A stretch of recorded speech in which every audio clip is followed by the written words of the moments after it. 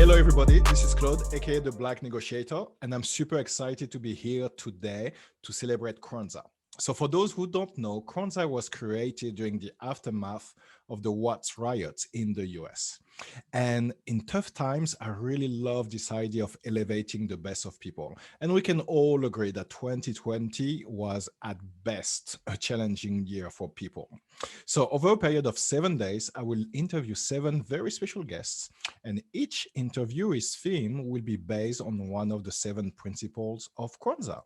And I'm super excited today for our last theme, Imani Faith, to have peace with us. And Imani Faith is really about to believe with all our hearts in our people, our parents, our teachers, our leaders, and the righteousness and victory of our struggle. So, a beautiful theme to finish. And peace. Thanks a lot for accepting to do this. So, can you tell us a little bit more about you, who you are, where you're from, where you live right now, before we get into the key topic? Sure. Hi, thank you for having me, Claude. As you mentioned, my name is my full name, Peace Alima. So I am originally, I was born in Uganda, but have been living in London for most of my life. So I don't want to give away my age, but for most of my life, since the age of about 5 or 6, I've been in London. So you can imagine that some time has passed since I first stepped foot in London. I had a number of different careers, I guess, if you want to call them. And when you say who I am, what I do for now, what I do is I'm a yoga teacher. But that's been, like I said, like a journey. It's been a journey from working with people in different social settings, mainly in housing, but dealing with people's mental health and so forth. And for me, yoga is that natural progression that's led me to become a teacher. And if for nothing else, for my own journey, that was what led me there. Was that what I gained from it? Was just my release. It was my my go-to when things were hard or my work was particularly challenging, and that's one of the benefits that I really gained from it. It was so yeah, it's led me to It's it's so nice. When you say it like this, you make it sound like a velo mellow class that will do with you, and you will come out relax. And you didn't mention that you're doing rocket yoga, which ah, is a type of yoga I never even heard of ever before. And when I see the poses and the strength that is required to even just try, it's quite a contrast with the description you just gave. well, yeah. I mean, the thing is that the practice and the physical poses in itself is a way of working the mind, working the body, and it's a distraction, if you like. So ultimately, what we're doing is a moving meditation. But you're right, there's different styles, and one of the styles that I do teach is rocket yoga. Don't be afraid by the name. The name can be quite scary for a lot of people a lot of the times, but the name essentially was brought on through this idea that through the poses in this set sequence, it just makes you achieve things quicker. That's Let's really talk about trace. What do you feel when someone comes to you and say, let's talk about trace, or even just start talking about trace? yeah. Do you know it's? I guess this year has been a year that has brought this to the forefront a little bit more because I think for many years, and what I realized this year was a lot of, I guess, a lot of what I did was I made things easy for people and didn't like want to really touch on the subject of race or really, what how that impacts on you as a black female living and growing up in London. We didn't really talk about that. You kind of just it made it easier to just get on with stuff without bringing not trying to but without upsetting people because it can be quite a sensitive issue for a lot of people. What I've come through kind of you know gone through quite a few realizations this year. One of the things that I think for me that is really important now is the ability to be able to talk about it as freely as I have been more with my friends, to be fair. And I think that's maybe something I've never really wanted to bring up with them so much. But I think because they've had questions as well. So then I felt a little bit more like, do you know what? Yeah, we will talk about it. But not in a sense that like, I'm going to educate you, because I don't think that's my job. And also I will put it to them, go and educate yourself. But I'm happy to talk about my experiences if they have specific questions. But yeah, it's race is a, it's a subject, like I said, is, I think, what's it, that might be my stance on it now. When I really think about how it had always been,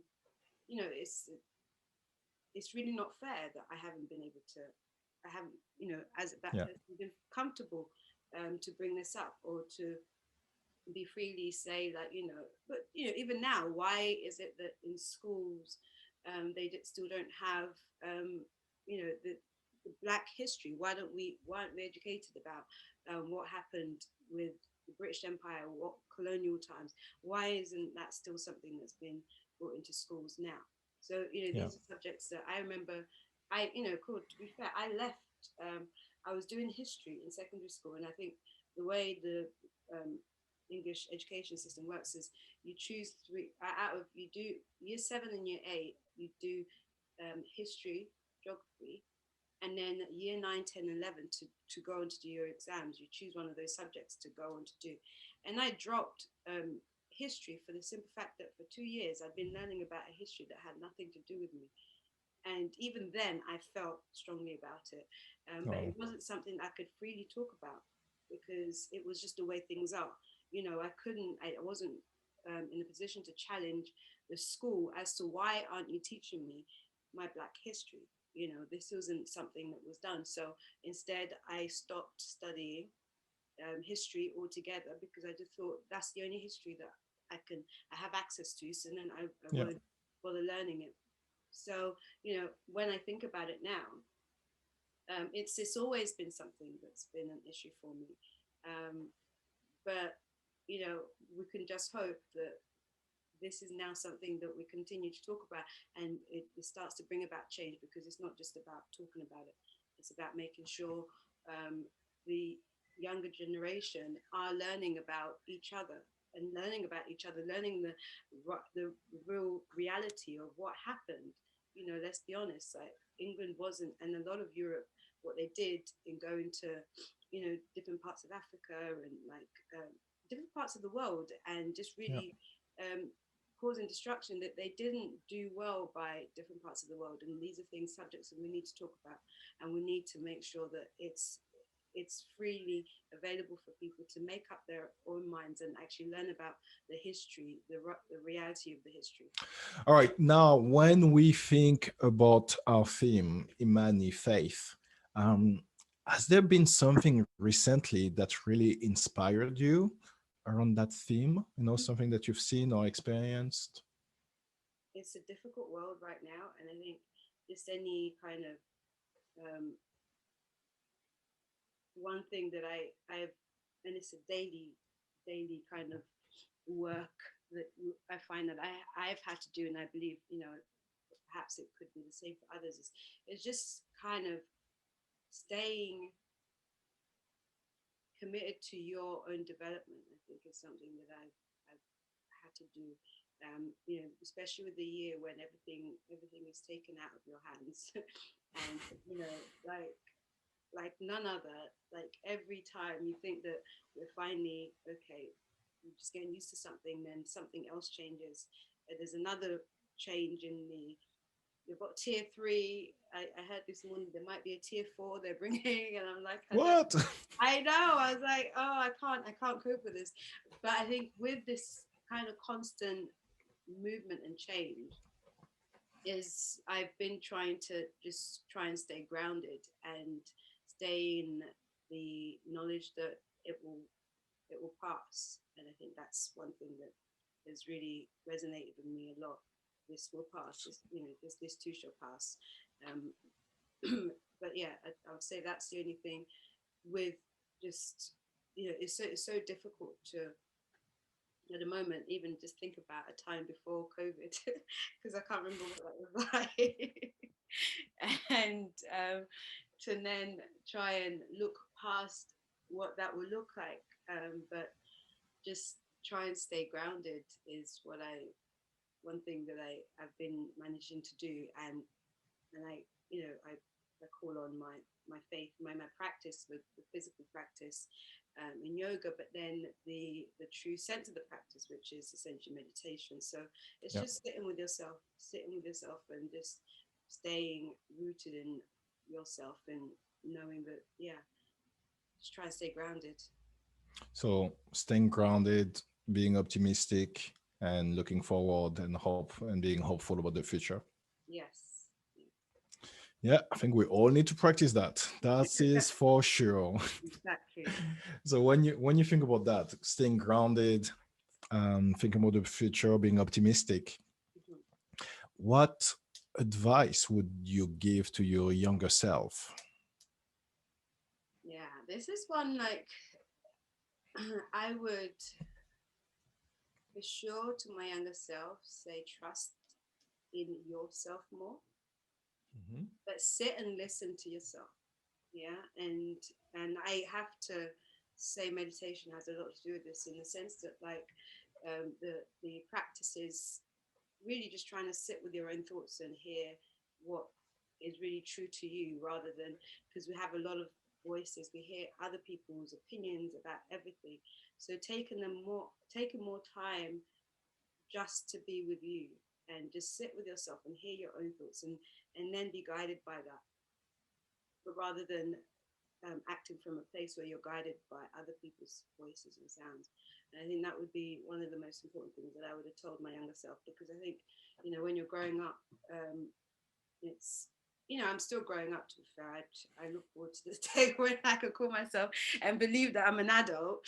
But, I think when you are younger, you're so, um, there's just a lot of stuff going on, and there's a lot of confusion I found, just in seeing, especially and it happens now, and I have to still remind myself, when you see social media, you have to realize you're seeing the best version of that person's life, and that's not the everyday life. So, but when when we were growing up, you see it and you see your peers and you're thinking, wow, they've got it together. What did I miss? Like, did I miss that lesson in school? How did I miss this one about Yeah. having your shit together? And then without realizing that everyone is actually just trying to figure their stuff out the same way. And I think the most important thing you can do in those times is just to try and just block everything else out and just sit with yourself and actually just try and stay centered and focused in where you are, and believe in that kind of sense of belief that it's that optimism, knowing that it will be okay in the end. And a lot of things are, most of the times things are, and we just Yeah. get caught up in all the other stuff, the fluff, the anxieties of every day, like not think. But yeah, I think just acknowledge now that like we're all kind of, I think we're seeing it this year, like everyone's just going, whoa, like, how do I manage this? How do I deal with this? And no one has a clue how best to deal with it. And I think that's kind of what life is. We it's when we become complacent that we think come and knock us, is realizing we don't know what's going to happen, but just try to tap into those tools that you already got and just, yeah, ride Yeah. out the storm. And then, of course, because the blog is about negotiation, I want to ask you a couple of questions on negotiation. Okay. So, you mentioned your diverse background. Mhm.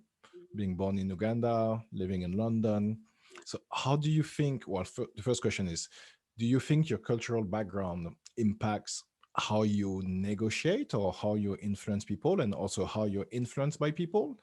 And just elaborate if you think yes or if you think no. When we talked about race before, and I think one of the things that in my mind that sticks out is when we're discussing the subject of race, and then how I am perceived or how I feel that I fit into society, and then that also will directly Mhm. have an influence on how I act and how I communicate, or I am. Yeah. So I think definitely my cultural background has, and I think I think I'll just give you a quick example. I think pre this year, Black Lives Matter movement being brought to the forefront and everything else, I think a lot of, I'll just give you an example, for instance, like whilst that was all, up in the media, suddenly, I don't know about you, my Instagram, suddenly I started getting followers. Suddenly people started supporting the black small business, or, and this kind of thing will definitely have an impact. And I think it, in terms of how you're perceived in, suddenly a lot of people wanted to have, and it's just not um, the best way to go about it, and I don't want to think about it as a negative thing, because I certainly do think there's a positive to it. But then suddenly there was a lot of interest in trying to, it is, support the black community more in different ways. um, but that is, there is a positive that there's also the negative, as in, when we think about it historically, that's the tokenism, that's the idea that, so do I think that right now, and continuing moving forward, I think I will always, um, my cultural background will always have some kind of influence. What's the best of advice you got on negotiation? Is coming from that authentic place. So speaking from my truth is something that I find really powerful, and I think people can relate to. So I, for instance, personally wouldn't want to try and, now, I can't sell something that I don't have experience of or don't really understand.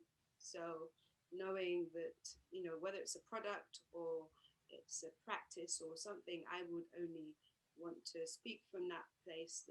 And I think that's one of the things when it comes to, I guess, my style of teaching is I teach the way I understand, or the way Yeah.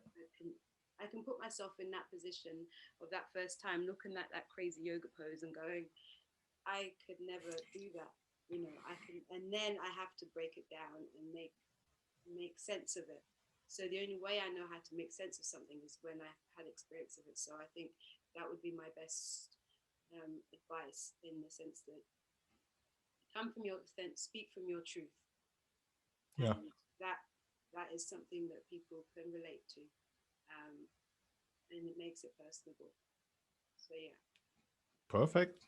Well, peace. Thanks a lot. Also wanted to extend a happy birthday, because this message, this video is going to be released on your birthday on the 1st of January. So happy birthday, and thanks for in some way sharing that birthday with us on that beautiful theme of faith, which in Swahili is Imani, to believe with all our hearts in our people, our parents, our teachers, our leaders, and the righteousness and victory of our struggle. Thanks. Yeah.